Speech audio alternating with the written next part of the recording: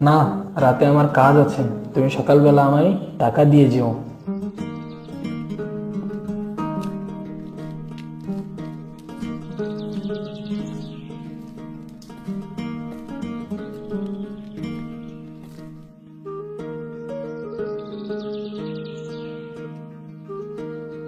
এই তো রাত হয়ে গেছে, এবার আমি বাক্সটা নিয়ে আসি।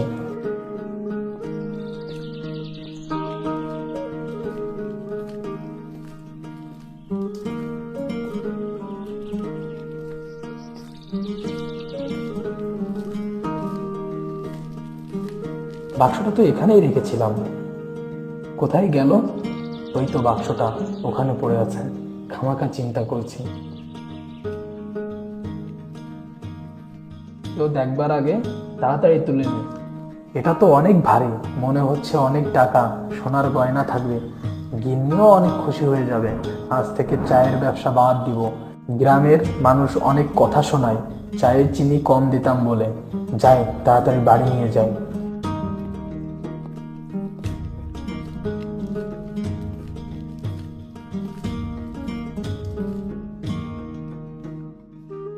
কই গো গিন্নি, এদিকে এসো, দেখো কি নিয়ে এসেছি। সোনা, গয়না, হিরে, জহরত সব আছে এখানে। একটা দা নিয়ে এসো, তালা ভাঙতে হবে। কত আনন্দ, মনে হচ্ছে কোটি টাকা নিয়ে আসছে। কি ওই বাক্সের ভিতর? সোনা, গয়না, হিরে, জহরত। ওমা, তাই নাকি? তাড়াতাড়ি বাক্স খোলো, কি আছে দেখি।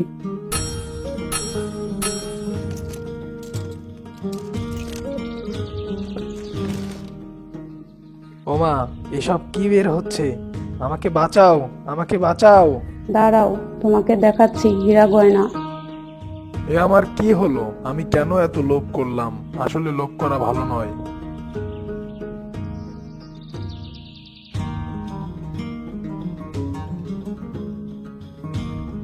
সকালে ঘুম থেকে উঠে কানাই তার কাজে রওনা দিল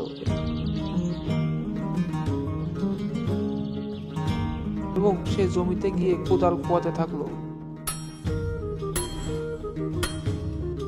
না, আবার কি বাঁধলো কোদালে? দেখি তো। মাটি সরিয়ে দেখতে সে একটি বাক্স পেল।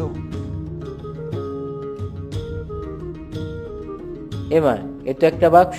যাই, এটি বাড়ি নিয়ে যাই।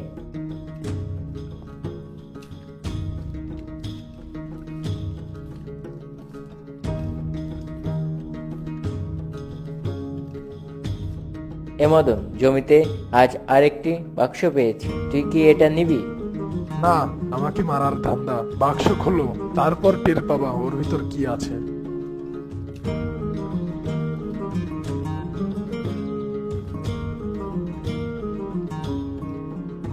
কিনে এদিকে এসো, আর আসার সময় একটি দা নিয়ে এসো। এত সকাল সকাল ফিরলে কোনো কাজ করো নাই?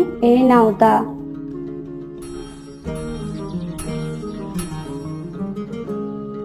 দেখি এর ভিতরে কি আছে। ও মা, এর ভিতরে তো সোনার মহল। আমরা তো বড় লোক হয়ে গেছি গিন্নি।